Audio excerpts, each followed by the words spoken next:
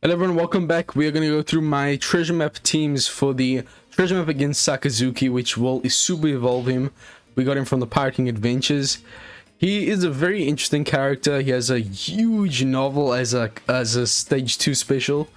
I don't know why this so detailed, bro.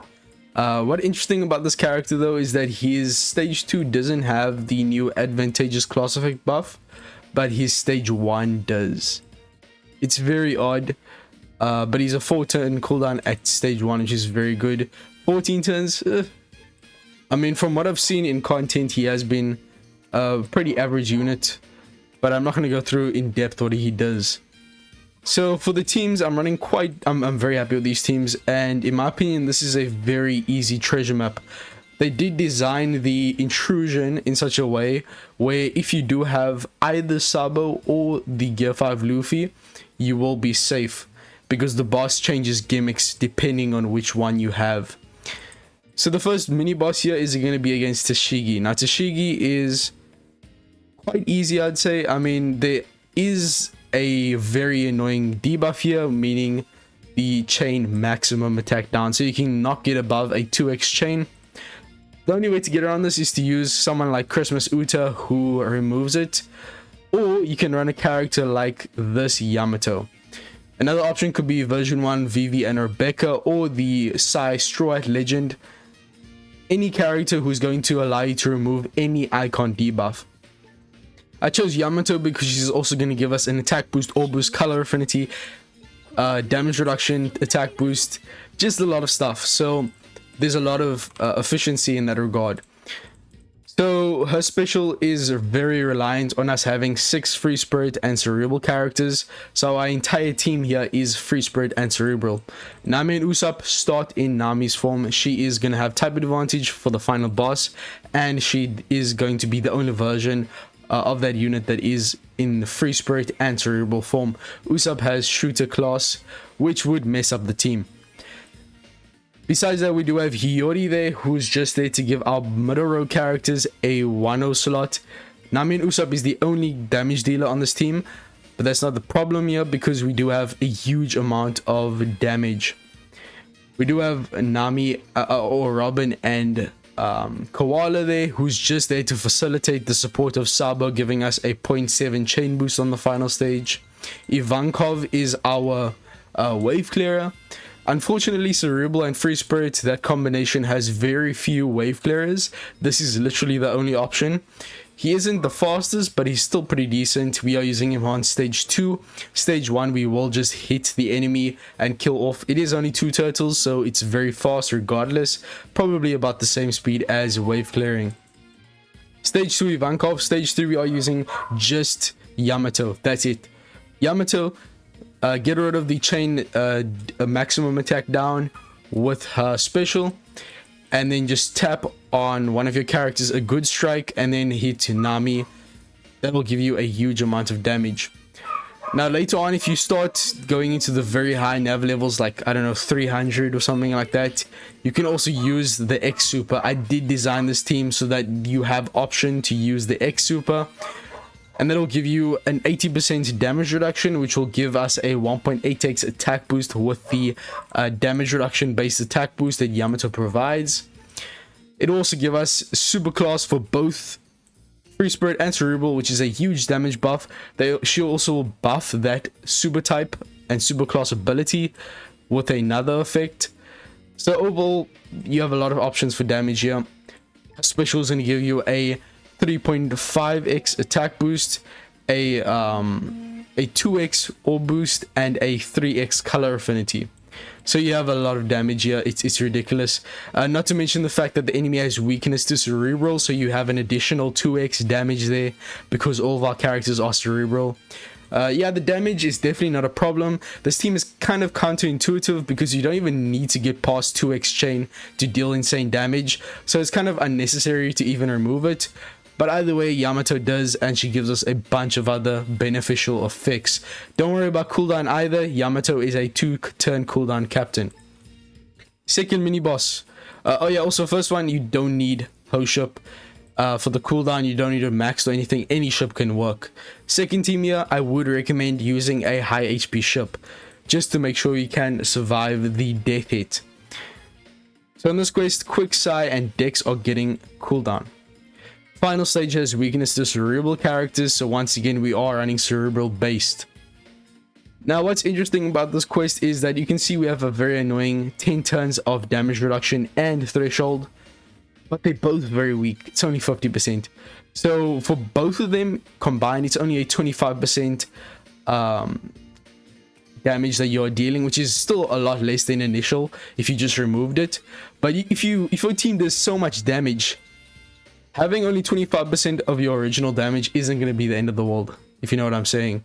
So if we just run a ton of damage units, it doesn't really matter. We can just hit straight through it. We also get a full board of unfavorable orbs. Top row paralysis, we can ignore that. Special bind, that's the only thing we need to worry about. So we are running red hair pirates as our captains. They don't need to be expanded. They don't need to be leveled and broken. We get 1 turn of cooldown from them. A 4.75x attack boost in from the captain ability as a single form. We aren't using this special at any point in this quest. And then they negate all of the special bind. They also receive the paralysis, but we don't have to worry about that. We are running one of every type. Sengoku is a great character if you want to deal big numbers, which, as I said before, as long as we deal a huge amount of damage, we can ignore those defensive effects. So Sengoku is going to give our Dex kid-in-law, who has type advantage and huge stats, he's going to give them a 4x attack and orb boost. And then our kid-in-law, we're also going to use them on the second stage. They're going to give us a wave clear very fast, as well as give us a chain boundary and a chain growth rate boost for the final stage. Elizabello is for wave clear on stage 1. Any strength character who can deal wave clear is going to work. Elizabello is just a very fast option. We have Zoro there giving our right column slots, our right column characters, I mean, a 1 orb. So that means our kid-in-law is going to have nice 1 orbs as well. So overall, oh yeah, and the color affinity of 1.3x from Beppo support. We have a 4x attack and orb boost, 1.3x color affinity, a chain boundary, a chain growth rate boost, 1 orbs.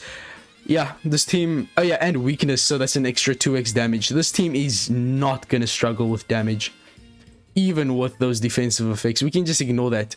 So final stage is literally just 1 special. Use Sengoku, select kid-in-law, and it's over. Start the chain and you will win. Very happy with that team. Next team is against Hina. She is a quick boss. We are dealing with fighter powers and free spirit characters since they get cooldown. Weakness class to power, so of course you want to run powers units. Top and bottom row get stunned. 7 turn attack down, 7 turn threshold, 3 turn resilience, and 2 turn or 2 specials are the max you can use unless you get rid of the debuff. You shouldn't have to worry about that debuff since you shouldn't be using more than 2 specials in your treasure map teams. Just saying. Now this team does use 3 supports, which is a bit annoying, but unfortunately Saga does not get enough cooldown since he doesn't get quests cooldown. He has to rely on the rest of our team to get cooldown. He is a 10 turn CT unit, which is pretty low, but without getting the 5 turns of cooldown from the quest, it is quite hard to get him ready, especially since we aren't using him on the final stage. We're using him as a wave clear unit on stage 2. So how this team works is captains are just there for attack down reduction and a -2 cooldown captain. Then we have Zoro and Sanji. Now this unit is our source of damage. Unfortunately we aren't actually using powers here, so we don't get that 2x from the weakness, but it's fine. Stage 1 we use Kawamatsu just to wave clear very fast. Stage 2 Saga, he gives us an attack boost of 2.25x for the final stage and wave clears. Final stage, Zoro, Sanji, use their special, and that's it, 1 special. So even though it is 3 supports, the first support, which is Roger, activates extremely fast at the start of the quest. It does change your orb into tandem on the supported unit, but since we have 1 orb on Saga, it doesn't even change the orb, meaning it is very fast to activate. So Yamato is just there for the support and also giving our bottom row slots to Wano at the start of the quest. There is resilience, We don't like to get around resilience with end of turn damage. It is super slow. Therefore, we use Koshido on our Zoro Sanji. That'll remove the resilience. And then the support on Yamato is going to get around the stun and also give us a orb boost. So we have an attack boost from Saga, an orb boost from the support, and then Zoro Sanji is going to buff it with their special, as well as give us a chain boost of 2x, a chain multiplicative buff of 1.5x, and also facilitating the support of Koshido to get around the resilience. After that, tap a good on one of your characters, and then Saga and Kawamatsu will both hit extremely hard. Pretty good team. The support, the host ship is required at -2 cooldown, or any other -2 cooldown ship will work. You could also use the catapult, the bullet ship. That also works with mod 1, gives 2 cooldown. Then the final mini boss, this one's interesting. I like this. So Doflamingo, I maxed this guy out. He is a free-to-play character, treasure map unit. Very interesting and strong level limit break captain ability. He is a 5x or 5.25x captain if you use his special. But what's interesting is that he gives us a color affinity boost on the final stage. That is very strong. If you are going for efficiency in treasure map, you don't want to use a lot of specials. A character like this is very helpful. So overall, I would say Carrot herself gets around 90% of what this quest has to offer. She gets around the defense up, sending the enemy's defense to 0. She ignores the damage reduction and the barrier with her captain ability, and she gets around the special rewind as a sub. So we also get a full board of unfavorable orbs, I think. No, it's just random orbs. We don't have to worry about that since we are using Hiyori to give us a full board of Wano orbs, unchangeable. Starting off Carrot as a sub is important. We use a special on the final stage. She negates the rewind. She gives us an orb boost, an attack boost with the support of Dogstorm. Sets the enemy's defense to 0. And then we will also get the color affinity from our Doflamingo captain ability. So with all that, we use one special on the final stage. We get an attack boost of 1.75x, an orb boost of 2.25x, a color affinity of 2x, and we also have a full board of Wano orbs and a 3.5x chain lock from Kikunojo and Izo's special. Bullet is our main damage dealer.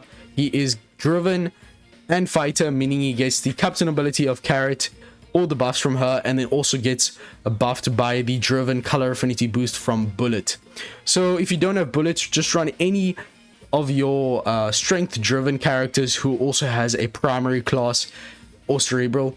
They could be driven cerebral since they also get the Carrot buff. Just make sure that they are both driven strength and also get one of the classes that Carrot boosts. That's basically for this team. One special, one support, very, very strong. If you just go look at all these teams, first team here is one special final stage. Second team here is one special final stage. Third team is one special final stage. And the fourth team is also one special on the final stage. So overall, we're looking pretty good on efficiency here. And the damage is no slouch either. Final boss. I am using the new batch, of course, but not the treasure map batch, of course. No one is going to have the new characters, but luckily the quest is still going to help us if we just have the New Year Sugofest characters. Of course, friend captain, Morley and Karasu. We are going to get our units with 8 turns of attack down, 8 turns of paralysis, chain attack down for minimum, and also poison that is progressive, in addition to a full board of poison slot. Now unfortunately you cannot... Wait a minute. I was about to say you can't use a support to get around the poison slots, but since they actually give us a progressive poison icon, it means that the supports will proc. No. Karasu and Morley get around poison anyway, so we don't have to worry about that. Stage 2, use Karasu and Morley. That's going to get around the paralysis. That's going to get around the poison slots. And then for the chain attack down, we are using our Orochi and Kanjuro. Now this character is important. They give us a chain growth rate buff, and then they also facilitate the support of one of Law's crewmates. I forgot his name. He's going to give us a 0.4 chain boost.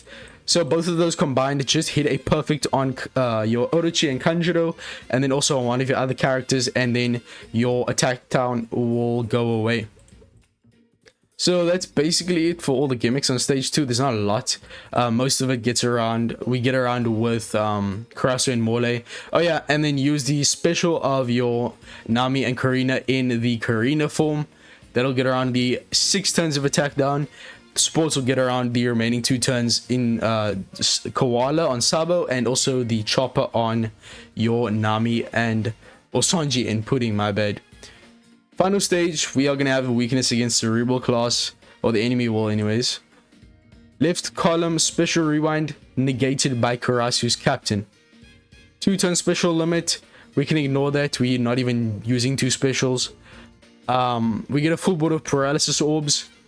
We are going to get around that with the captain ability of Luffy. He negates paralysis. It should change those orbs into matching when we get to the final stage. Then we have threshold of 6 turns. Sanji and Pudding 6+ gets around that, and the special bind Sabo gets around that. So that's it for this team. I mean, the only thing I'm kind of concerned about is the paralysis orbs. I'm not sure if Luffy will change those. We definitely will have 3 super class effects from 1 super type from Karasu and Mole, and then 2 from Sabo. So I don't think we have to worry about being in gear 5. We definitely will be. The problem is going to be, well, not in gear 5. We only need to be in gear 4 for the paralysis reduction. But I'm pretty sure it will work. We just have to test it out when the treasure map comes out. Otherwise, we will have to use a support that gets around paralysis. No. Scratch that. The Chopper support reduces paralysis as well. So even if Luffy doesn't work, Chopper will change those orbs into matching. So yeah, that team is definitely going to work perfectly. No chances of anything. There's no RNG involved. And then on the Intrusion, this is the one I was talking about earlier. That actually helps you if you either have Sabo or if you have Luffy. So in the final stage, we can see that the gimmicks are based on whether your captain is Strength X Quick or Psi Int. Sabo's Int, Luffy's Strength. If you are using Luffy as the captain, you will get paralysis. Luffy negates paralysis in his captain. A bit odd here is that they gave 13 turns of paralysis and despair. I can understand the despair because sockets reduce 3 turns, but paralysis, there's not paralysis sockets in the game. Why is it 13? It should be 10. Luffy does not get around 13 turns of paralysis. He gets around 10, I think. So a bit odd there. You're going to need supports if you do only have Luffy and not Sabo. As for me, I'm running Sabo.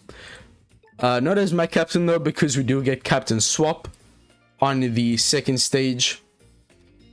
That will last for 3 turns.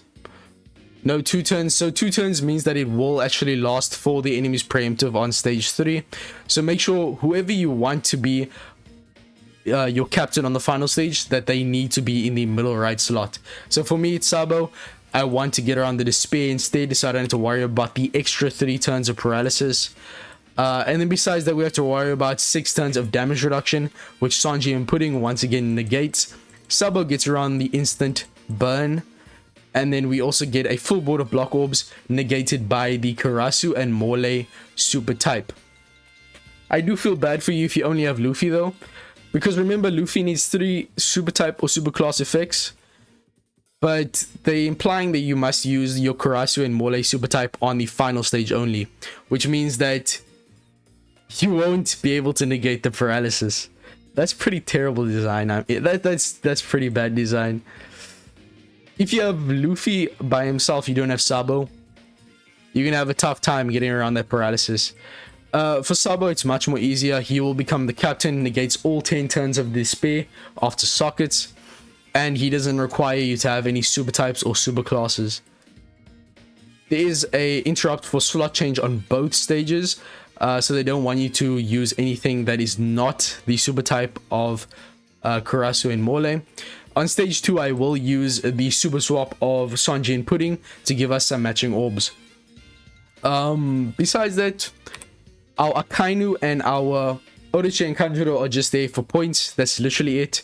So if you don't have Sabo, you only have Luffy, then I would recommend running supports and units in those bottom rows, the bottom row, to reduce paralysis, because unfortunately you won't have the paralysis reduction from Luffy's captain.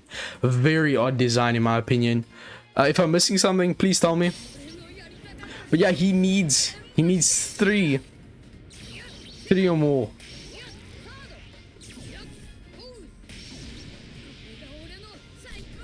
Yeah, he needs 3 or more super type or super class effects to get the paralysis reduction, which you won't have. No. You could still use Karasu and Morley on stage 2 in that case. They're super type, I mean. And then just use Sanji and Pudding super swap to get matching orbs on the final stage if you have Luffy, but no Sabo.